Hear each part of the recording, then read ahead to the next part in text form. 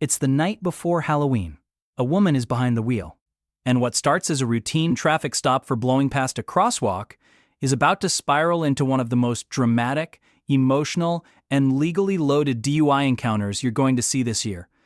We've got a driver with not one, not two, but 5 license suspensions. We've got expired tags, we've got field sobriety tests that are going to make your jaw drop. And then, right when you think you've seen everything, a twist that nobody saw coming involving a green card, a plea for mercy, and a bombshell discovery inside the car.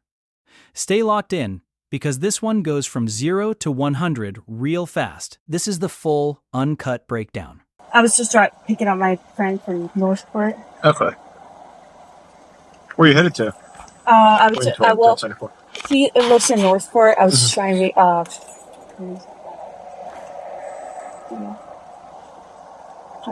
Thank you. You got your registration extension? I'm trying. Okay. I'm so sorry, sir. Your fake cut had scared me when I walked up. Forgot tomorrow's Halloween. Pardon? I said your fake cut had scared me when I walked up. Oh. Forgot tomorrow's Halloween. I'm like, oh boy. I know, right? So, reason I got stopped, few things. When you're sitting at the light back here to make the left, Yeah. you're all the way out in the intersection. Oh, okay. Like you were past the crosswalk, but you were on Toledo Blade for making the left. Okay. The tags on the car, is the car registered to you? Yes, sir. Okay, the tags on the car expired back in March. Yes, sir. Or April, I'm sorry. And your license is suspended. Yes, sir. Did you know your license was suspended? I apologize about that. Okay. Do you have insurance on the car? Yes, I do. Okay. Who's it for? It was the State Farm. Okay. Can you either pull it up on your phone or do you have a copy of it or anything in the car? Yeah, I can look it up. Maybe. Okay, that's fine. So you were on your way to pick her up? Yes, and I would have gone back to Sarasota, but... Okay. So where's the club wristband from? Pardon? Where's the club wristband Oh, from? that was from the other night. That was from, like, Friday, I think, or something. Yeah. I gotcha. So work on your insurance. I'm going to see why your license is no good, and we'll go with it from there. Okay? You able to find it? I'm trying to pull it up. We had a couple of documents exchanged. I can't find it. Because you have an insurance suspension and you have like 4 other suspensions for fail to pay traffic fine. You know you got to pay. You know you got to pay tickets. Huh? I said you know you got to pay the tickets. I did pay them all. The ones that I applied for. I'm sorry. All right. Do me a favor. Hop out real quick. Yeah. Let's have a conversation. Okay, let's just pause right here, because this is where this stop goes from a simple crosswalk violation to an absolute avalanche of problems. The officer pulls her over for being past the stop bar at a light. A minor infraction, standard stuff. But the moment he runs her plates, the whole situation transforms. Expired tags, since March or April. License suspended. And not just suspended once, 5 separate suspensions, including one specifically for a lapse in insurance and multiple failures to pay traffic fines. Now, legally, every single one of those is an independently actionable offense. She can't even produce her insurance card, and when the system pulls it up, there's no valid coverage to show. At this point, the officer would have been well within his rights to make an arrest immediately. But notice what he does instead. He stays calm, keeps the conversation going, and asks her to step out. That's not an aggressive move. In law enforcement, asking someone to exit the vehicle is completely lawful, per the U.S. Supreme Court ruling in Pennsylvania v. Mims, and it also gives the officer a better opportunity to assess the driver's physical condition face-to-face, because right now, something about this stop isn't adding up, and he knows it. Where are y'all really coming from tonight? Because your eyes are bloodshot and glossy, your speech is slightly slurred. I'm just very tired, that's all. There's alcohol coming off the gut. Okay? Check your eyes, do a couple exercises, make sure you're good. Okay? Cool with that? Just take like 2 steps back. Okay. You wear glasses, contacts, anything like that? I wear contacts. Okay. Are they in right now? Yes, right. Are they permanent or are they hard or soft? I always take them out every night. Okay, so they're soft. Can you stand with your feet and heels together like this? Yes. Arms straight down your side. The very tip of the pen right here where my finger is, can you see that? Yep. Actually, let me kill my light so I'm not blinding you. Figure it's a little rude for you staring into that bright ass light. Something. So, right here, tip of my pen is. Yep. Okay? Yep. With your left pointer finger, I want you to reach up, touch the tip of the pen, and put it back down your side. Okay. That's your right. Oh, my left and my Yeah. right. Okay. So we're in agreement where the tip of the pen is, right? Yeah. Okay. I'm gonna move it back and forth in front of your face a few times. Okay. I want you to keep your head straight Okay. and just follow it back and forth with your eyes. Gotcha. Make sense? Yep. Keep your head straight. Just look back and forth with your Oh, eyes. okay, gotcha. Okay. Let me break down exactly what just happened because a lot of people see this part and think the officer is just waving a pen around randomly. What you just witnessed is the horizontal gaze nystagmus test, or HGN, and it is the first and arguably the most scientifically reliable of the 3 standardized field sobriety tests approved by the National Highway Traffic Safety Administration. The NHTSA. Here's the science. When a person is under the influence of alcohol or certain drugs, the smooth tracking ability of their eyes breaks down.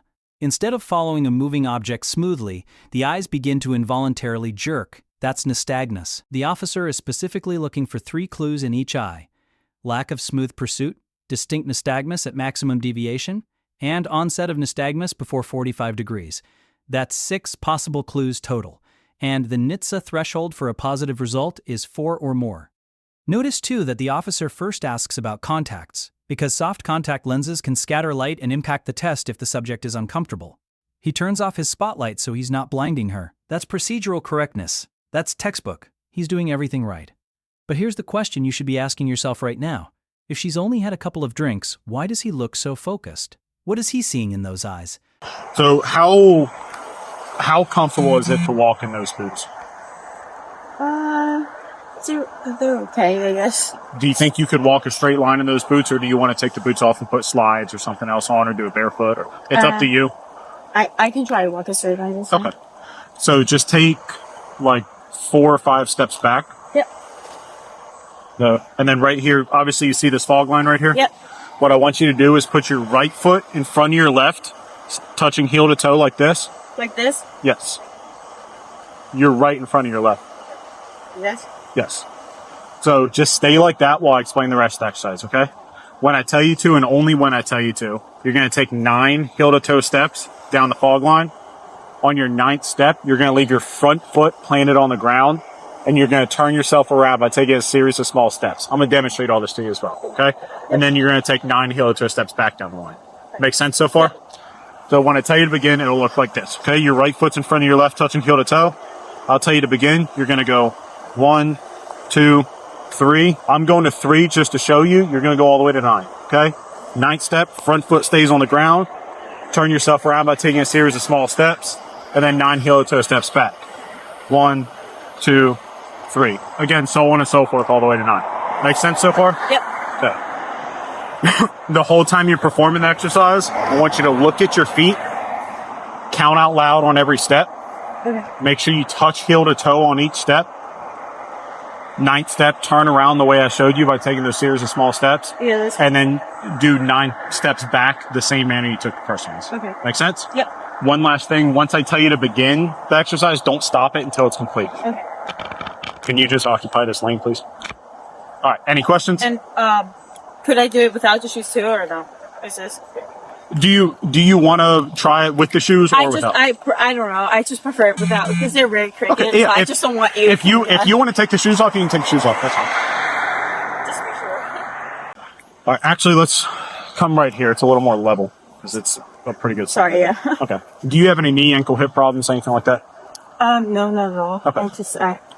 Yeah. Okay. No, So this is supposed to be. I got you. Like we did on the first one, stand with your feet and heels together. Yeah. Arms straight down to your side. Yep. For this one, when I tell you to, you're going to pick either foot of your choosing, your left or your right. It's completely up to you, whatever you feel more comfortable with. Okay. You're going to pick that foot up approximately 6 inches off the ground. Okay. It's about the height of a Coke can for reference. Okay. Yeah. And you're going to keep your toe pointed forward, so the Okay. bottom of your foot will be parallel to the ground. Okay. Yeah. You're going to look at Like that or like this. okay. With your toe pointed forward, okay? Yep. You're going to look at the tip of your elevated foot and count out loud 1001, 1002, 1003, so on and so forth till I tell you to stop. Make sense so far? 1,000 from 1,000. Yeah, you're Okay. 1001, 1002, 1000 until I tell you to stop, okay? Yep. It'll look like this. I'll demonstrate for you, okay? So your feet and heels together. When I tell you to begin, you're going to go 1001, 1002, 1003, 1004, 1005, so on and so forth. Make sense? Yes. Yes. Okay.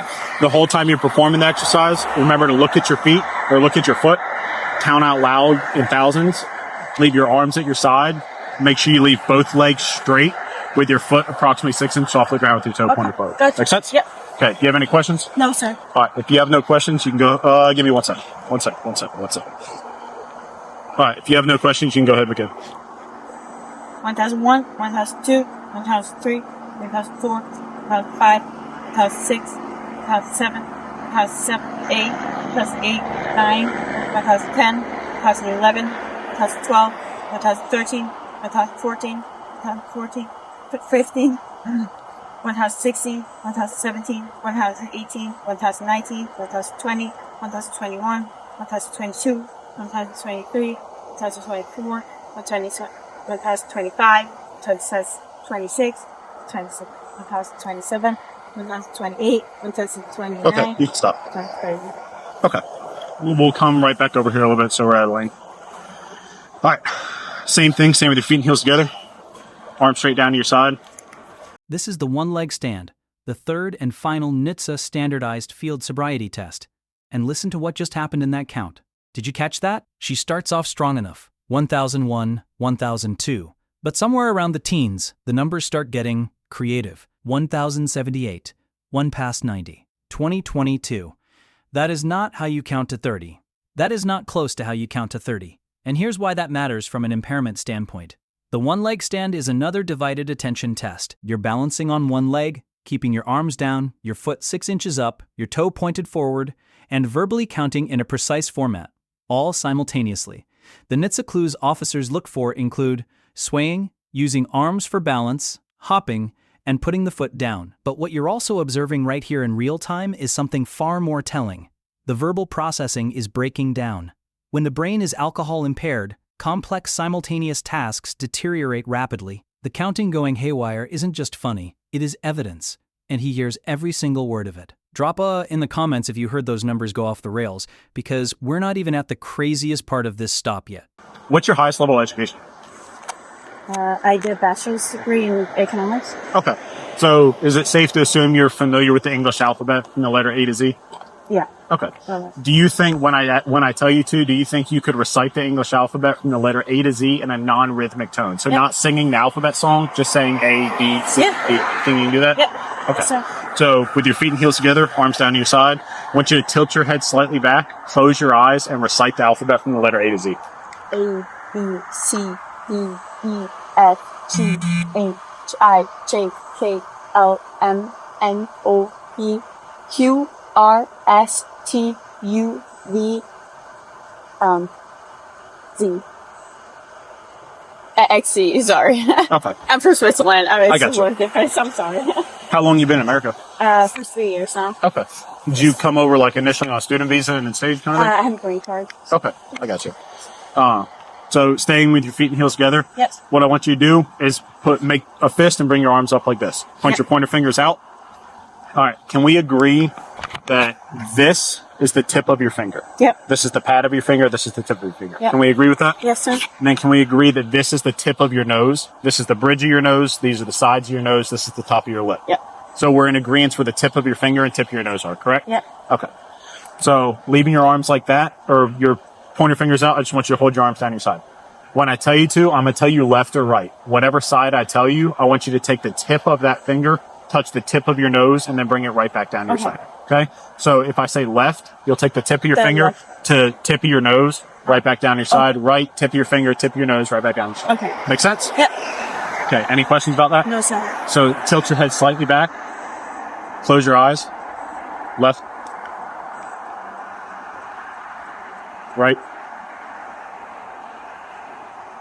Left. Right. Right. Left. Okay. One last thing. Staying with your feet and heels together, arms down to your side. Do you think if I give you a number to start on, you can count backwards to another number? Yes, sir. Okay. So I want you to tilt your head slightly back, close your eyes, and I want you to start on the number 46 and count backwards to the number 29. Right now? Yeah. 46, 45, 44, 43, 42, 41, 40, 39, 38, 39, 30.